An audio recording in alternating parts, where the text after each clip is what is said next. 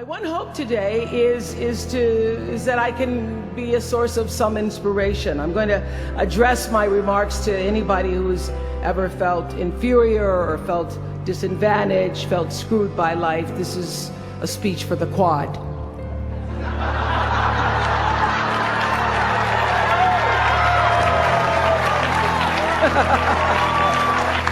The Oprah Winfrey Show was #1 in our time slot for 21 years. And I have to tell you, I became pretty comfortable with that level of success.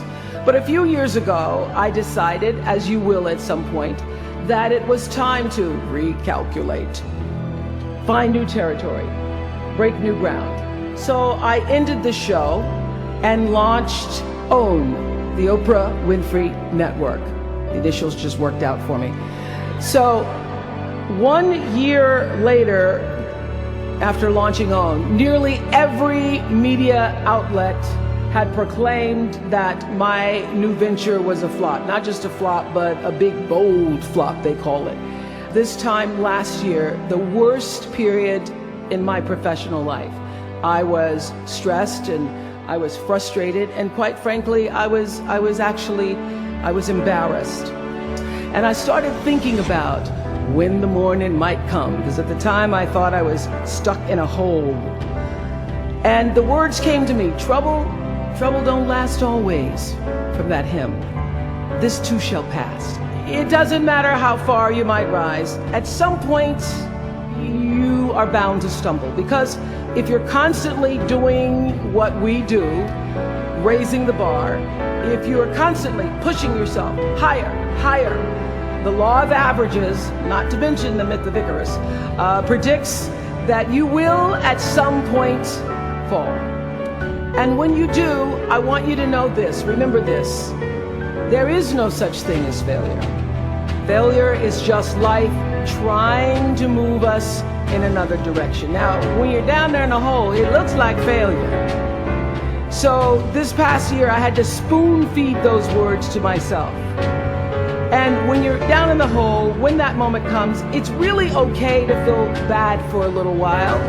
Give yourself time to mourn what you think you may have lost. But then, here's the key. Learn from every mistake.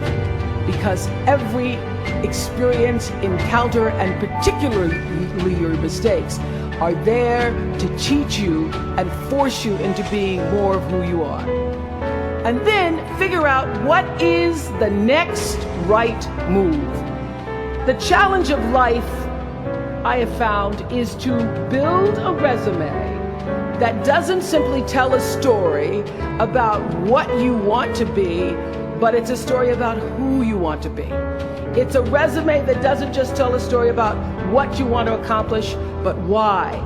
A story that's not just a collection of titles and positions, but a story that's really about your purpose. Because when you inevitably stumble and find yourself stuck in a hole, that is the story that will get you out. What is your true calling? What is your dharma? What is your purpose? From time to time, you may stumble, fall. You will for sure, count on this. You will have questions and you will have doubts about your path. But I know this, if you're willing to listen, to be guided by that still small voice that is the GPS within yourself, to find out what makes you come alive, you will be more than okay. You will be happy. You will be successful.